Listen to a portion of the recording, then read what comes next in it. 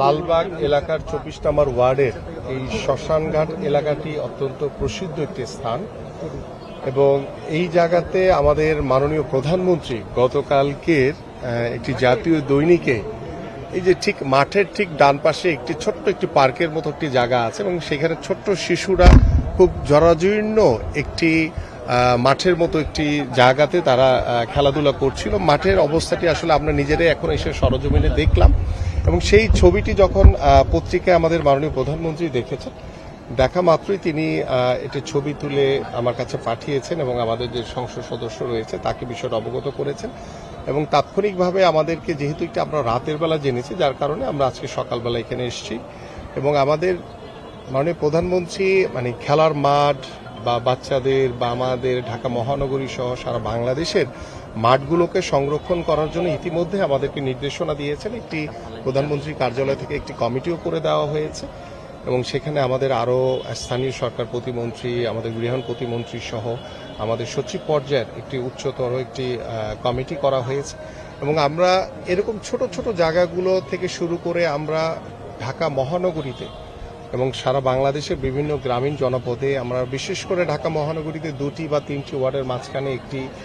বড় আকারের 2 থেকে 3 বিঘা জায়গা বা 3 থেকে 4 বিঘা জায়গা পেয়ে আমরা এই ধরনের মাঠের একটি ব্যবস্থা করতে চাই। পাশাপাশি আপনারা জানেন যে ফুটসাল অত্যন্ত জনপ্রিয় একটি খেলা এবং সেই ফুটসাল বিশেষ করে আমাদের যে জেনজি প্রজন্ম, যারা ইয়াং প্রজন্ম যারা রয়েছে, এই খেলাটি অত্যন্ত পছন্দ করে এবং আমরা সেটি আমাদের লক্ষ্য রয়েছে যে প্রত্যেকটি ওয়ার্ডে ঢাকা মহানগরীর আমরা যাতে ছোট ছোট আকারে যাতে ফুটসালের গ্রাউন্ড তৈরি করতে পারি, যাতে আমাদের জেনজি প্রজন্ম যাতে তারা সুন্দরভাবে সেখানে দিনে রাতে যখনই সময় হয় তাদের পড়াশোনার ফাঁকে যাতে তারা এই খেলাটি উপভোগ করতে পারে, সেজন্য আমরা একটি ব্যবস্থা করব। আমি এই কথাগুলো বলার উদ্দেশ্য হচ্ছে যে আমাদের মাননীয় প্রধানমন্ত্রী স্পোর্টসকে এতটাই গুরুত্ব দিচ্ছে যে তার নজরে যখন গতকালকে একটি জাতীয় দৈনিকে যে ছোট ছোট বাচ্চারা যে দোলনায় দুলছে এবং মাঠের যে দুরবস্থা দেখেছে, সেখানে একদম কি বলে এটাকে কঙ্কর দেওয়া এবং খুবই বাজে একটি অবস্থা দেখলাম, সেইটি তার নজরে আসা মাত্রই কিন্তু তিনি আমাকে এবং আমাদের সংসদ সদস্য তাকে অবগত করেছে, যার কারণে কিন্তু আমরা এখানে তাৎক্ষণিকভাবে আজকের এই উপস্থিতি এবং ইতিমধ্যে আমাদের এখানে সিটি কর্পোরেশনের চিফ ইঞ্জিনিয়ার তিনি রয়েছেন এবং তাকে ইতিমধ্যে আমরা বলেছি যে আগামী 7 দিনের ভিতরেই যাতে এই কঙ্করযুক্ত যে জায়গাটা রয়েছে সেটা যাতে একটু লেভেল করে এবং এখানে যাতে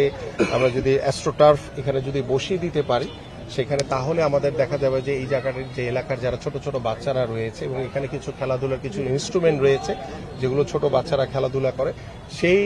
ইনস্ট্রুমেন্টগুলো পরিবর্তন করে সুন্দরভাবে আমরা যাতে আগামী 7 দিনের ভিতরেই যাতে এটিকে সমাপ্ত করতে পারি সে বিষয়ে ইতিমধ্যে নির্দেশনা দেওয়া হয়েছে ইনশাআল্লাহ। সো আমরা আশা করি যে আগামী 7 দিন পরে এসে আমরা এই জায়গাটিকে আমরা একটি নতুন রূপে দেখতে পাবো এবং আমরা বিশ্বাস করি যে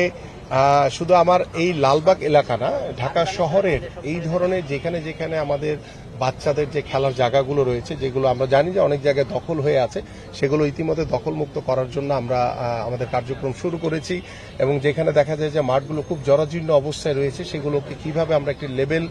তৈরি করে যাতে একটু বাচ্চাদের খেলার জন্য উপযোগী করে দিতে পারি, বাচ্চারা যাতে খেলাধুলা করতে পারে, সেই ব্যবস্থাগুলো আপনাদের কাছেও আমি সহযোগিতা চাই যে ঢাকা মহানগরীতে এরকম যদি আরো কোথাও কোনো জায়গা থাকে সেগুলো আপনাদের আমাদের নজরে আনবেন এবং তাৎক্ষণিকভাবে আমরা আমাদের নিজ নিজ এলাকায় যেখানে যেখানে মাঠের সংস্কার করা দরকার সেটা অগ্রাধিকার ভিত্তিতে আমরা সেই সংস্কারগুলো করে আমরা প্রত্যেকটি এলাকার পাড়া মহল্লার বাচ্চাদের জন্য যাতে একটি খেলার উপযোগী মাঠ তৈরি করে দিতে পারি। আমরা ইতিমধ্যে আমি বলেছি যে আমাদের প্রধানমন্ত্রীর কার্যালয় থেকে একটি উচ্চতর কমিটি করে দেওয়া হয়েছে, সেখানে আমাদের 3 জন মন্ত্রী রয়েছে, আমরা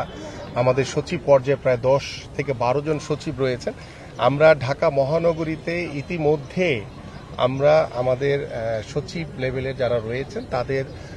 নেতৃত্বে ঢাকা মহানগরী বিভিন্ন স্পট ইতিমধ্যে তারা ভিজিট করেছে এবং আনুষ্ঠানিকভাবে আমি সহ আমাদের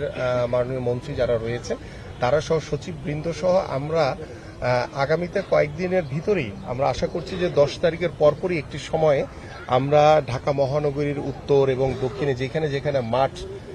ভিজিট করা দরকার সেই মাঠগুলো ভিজিট করে যেখানে দখল অবস্থায় রয়েছে সেগুলোকে দখলমুক্ত করা, যেখানে সংস্কার করা দরকার রয়েছে সেগুলোকে সংস্কার করা, সার্বিক বিষয় নিয়ে ইতিমধ্যে আমাদের কার্যক্রম চলমান রয়েছে। সো যেহেতু আমরা মাত্র শুরু করেছি, সো এটা কোনো নির্ধারিত কোনো টাইম নেই, এটা সময় লাগবে, বাট আমরা একটি একটি করে আমরা কাজগুলো শেষ করতে চাই। সেই ক্ষেত্রে আপনাদের গণমাধ্যম যারা রয়েছেন তাদেরও সহযোগিতা চাই, এবং প্রত্যেকটা এলাকার যারা সাধারণ মানুষ রয়েছে, যেমন এইখানে যে বিষয়টি আমাদের মাননীয় প্রধানমন্ত্রী নজরে আসার কারণে কিন্তু আমরা বিষয়গুলো অবগত হয়েছি। সো তিনি পত্রিকার মাধ্যমে জেনে তাৎক্ষণিকভাবে যে নির্দেশনা দিয়েছেন, আমরা বিশ্বাস করি যে আমার প্রত্যেকটি এলাকার সাধারণ মানুষ যারা রয়েছে আপনারাও যদি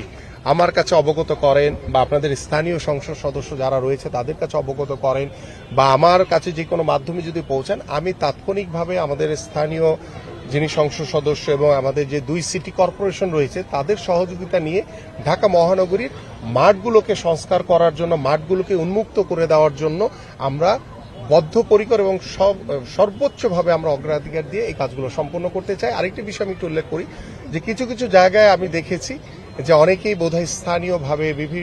বিভিন্ন কিছুর মাধ্যমে মানে দেখা যায় যে এই খেলার মাঠগুলোকে অনেক সময় মানে বন্ধ করে রাখে। সো আমরা সেই জায়গাগুলো উন্মুক্ত করে দিতে চাই, এবং আজকের পরে আমি ইতিমধ্যে বলেছি যে এলাকার যে মাঠগুলো রয়েছে এখানে কোনো কিছু বাধা থাকবে না। এই মাঠগুলো সবাই নিয়মের ভিতরে থেকে এই এলাকার প্রত্যেকটি বাচ্চা থেকে শুরু করে সকল পর্যায়ের তরুণ যুবক যারা মাঠগুলো ব্যবহার করতে চায়, খেলতে চায়, সেগুলো যাতে তারা খেলার সেই সুযোগ পায় সেটা নিশ্চিত করা। পাশাপাশি যেহেতু এগুলো সিটি কর্পোরেশন দ্বারা নিয়ন্ত্রিত, সিটি কর্পোরেশনকে বলেছি যে বাচ্চারা খেলবে, মাঠ নষ্ট হলে সেটা যাতে তাৎক্ষণিকভাবে যাতে সেটা রিপেয়ার করে যাতে সেই আগের রূপে যাতে ফিরে আনতে পারে, সেই ব্যবস্থাও যাতে সিটি কর্পোরেশনের পক্ষ থেকে সার্বিক সহযোগিতা সুযোগ সুবিধা থাকে সেটাও যাতে সিটি কর্পোরেশন নিশ্চিত করে। অলরেডি গাবতলীর মাঠের বিষয়ে ইতিমধ্যে আমি নির্দেশনা দিয়েছি, এবং আমি নিজে ভিজিট করব, এবং সেই মাঠগুলো শুধু গাবতলীর মাঠ না, ঢাকা শহরে যদি আরও এরকম কোনো মাঠ থাকে যেগুলো দখল করা হয়েছে সেগুলোকে দখলমুক্ত করার জন্য আমাদের সরকার বদ্ধপরিকর, এবং আমি ব্যক্তিগতভাবে আমাদের স্থানীয় সংসদ সদস্য যারা রয়েছেন, আমাদের সিটি কর্পোরেশনে যারা রয়েছেন, সবাই কিন্তু আমরা একমত পোষণ করেছি যে আমরা ঢাকা মহানগরীতে যেখানে যেখানে দখলকৃত মাঠ রয়েছে সেগুলোকে দখলমুক্ত করা, এবং যেখানে যেখানে খালি জায়গা রয়েছে আমরা সেগুলোকে খেলার উপযোগী মাঠ তৈরি করার জন্য আমাদের মাননীয় প্রধানমন্ত্রী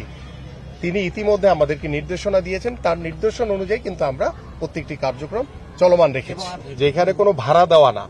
এটা ওপেন থাকবে, উন্মুক্ত থাকবে আজকের পর থেকে। এখানে কোনো ভাড়ার বিনিময়ে আর কখনোই কোনো মাঠ বরাদ্দ দেওয়া হবে না। এই এলাকার স্থানীয়ভাবে সিটি কর্পোরেশন যেহেতু এই মাঠগুলো তৈরি করেছে